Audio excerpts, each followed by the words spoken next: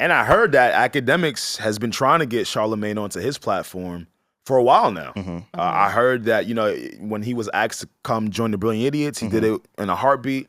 But, you know, Akademiks, and this is another thing, like when idols become rivals, I think this is the conversation that we're getting towards.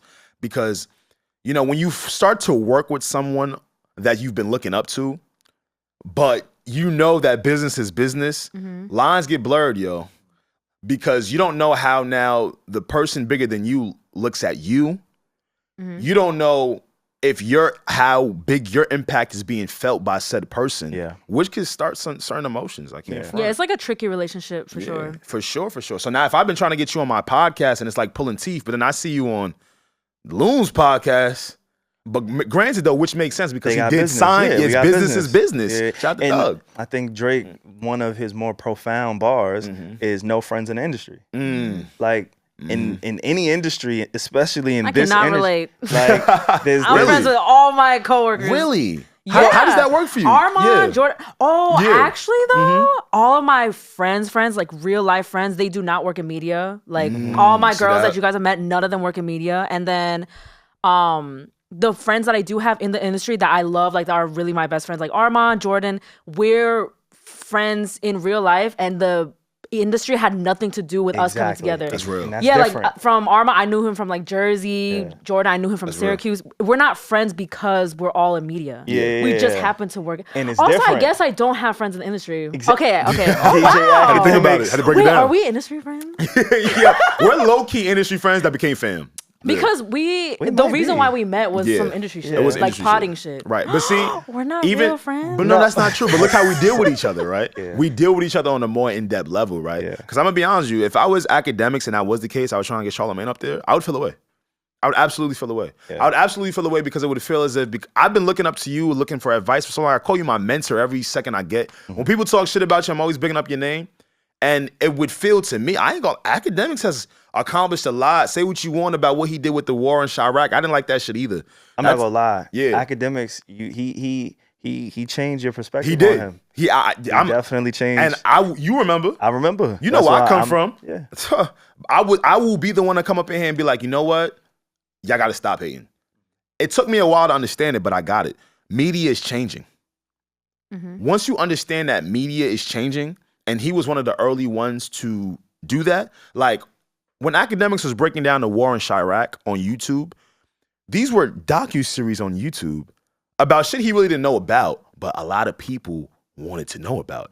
So he got in depth as he can. Now when you go on YouTube, all you see are these mini series on any topic. Yeah. You feel what I'm saying? So it's like, once you just start to understand, you might not have to love the person. Yeah. You feel what I'm saying? But that's the real conversation. People be hating the person more than appreciating what's done for the culture and the content. And I don't live there. I don't give a fuck about niggas that much. One of the great things, one of the great points that Joe always makes is like, there is no replacing the Akademiks. No. Because he does reporting. Yes, he's a personality too. Yeah. He's very, whatever you want to call him, boisterous, flamboyant, entertaining. But he does a lot of the reporting. He gets facts, he does his research. And I don't know if there's anybody else doing it in that way, especially streaming. Like at that volume. At that volume. I get that. Like, I would never deny, like, how, like, he built his fan base from the ground up. I'll never deny, like, what he's doing is real work. But, like, sometimes I feel like the ethics aren't there sometimes. There have been situations where it's like, okay, well, how did you get that document? Like, that, it's not like, I wouldn't consider it like true journalism, but I would definitely say like he is reporting at a higher level than a lot of other people. That's what I could say. Sure. And I'm glad you brought that up because like you're a real journalist, so you know how things are supposed to be done. Like it's definitely not traditional. It's but not traditional. I'm never gonna knock someone for not being traditional. But like sometimes I'll be like, did you get this through like a unethical way? Like Now what I will commend for that is his passion. Yeah. Like, I ain't gonna lie, I didn't realize homie was streaming like 20 hours out the day. Yeah. You know what it's like to not leave your crib for 20 hours to talk about topics that niggas on the internet want to hear about? Yeah, I'm trying to go see Johns. And he talks by himself. I'm trying to go have a drink. I'm trying to roll up. Crazy. He talks to himself. Yeah, he does. It's just one mic, it's him, it's a camera, it's not easy. And that's it. Like, I listen to a lot of sports radio. Colin Cowherd is one of those guys that I listen to, and I'm like, yo, this is fucking amazing. Yeah, to do a solo show. You don't have anybody to bounce off of. It's you, his bottle, and his fucking minions and his fans, and he goes crazy. He does his thing. Yes. Like, yeah, it's very impressive. So I could see how maybe a Charlamagne that isn't so immersed into how new media, again, this is Akademiks that just got several $7 million for another streaming company, right? So it's like I would understand how people that comes from more traditional media might not. He could like Lil Bro. And Charlamagne doesn't view himself as a podcaster. Right. And so media mogul? I don't know how he views himself, but from what I've heard, he doesn't consider himself he doesn't see himself in the same way as Joe and Gillian Wallow and Nori. He's just, he's a broadcaster. He's an American broadcaster. He's on a syndicated radio show. He's an author. He's a podcast host. He's a TV show host. He's a producer. Yeah. He wears a lot of different hats that most podcasters, they kind of focus in that lane. Like, hey, I'm going to be a podcaster, personality, and this is kind of what it is that I do. So I don't even believe that Charlamagne sees himself in the same light as some of these guys, but it would be somewhat irresponsible to deny, because he owns a podcast network. He owns a podcast network. He's had a podcast for almost a decade. He's a broadcaster. And the Breakfast Club, I think they won the best podcast of the year at the iHeart Awards. Because they turned it into, they turned it into a podcast. I respect it, though. I respect it, it's technically in the space. So to some degree, sure, he is. I don't think it's his only brand. I don't think that's how he wants to be identified. But I do believe he is a part of the podcast space. And so when we talk about these guys and we watch how they move, I think the beauty of podcasting, and I always tell people this, like a lot of people come to me about, how do I get in the door? What do I got to do? How did you get here? Like, what is it that you do? And for me, there is no one way. And I always refer to podcasting, especially from today in the past, maybe 5, 6, 7 years, as the gold rush. When everybody knew there was gold, we don't know how the fuck we're going to extract it.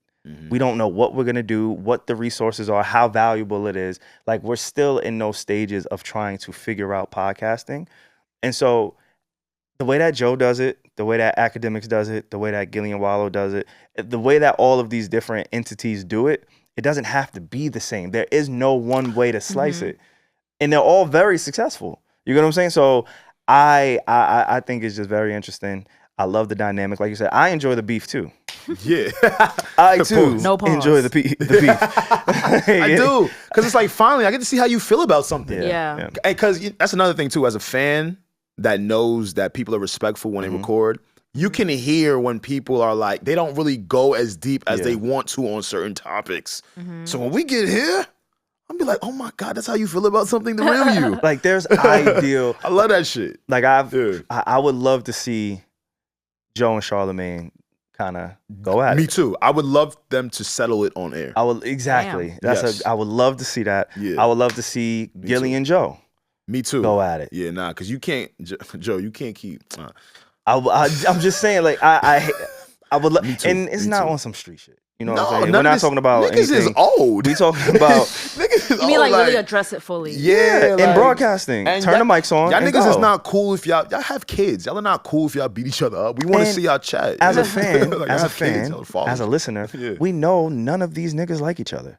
Yeah, that'd be the other side of it too. As somebody who keeps up with this shit on the outside looking in, that'd be my thing, bro. We know they don't like each other. That's gonna get mad views if they ever did that. I just like it really just go for it. Like, just trending number one on YouTube. Yeah, I would love to see. That would be like for me if we finally saw Deez and Miro reunite in like 3 years and talk about what happened. Oh my God. Do you think that happens?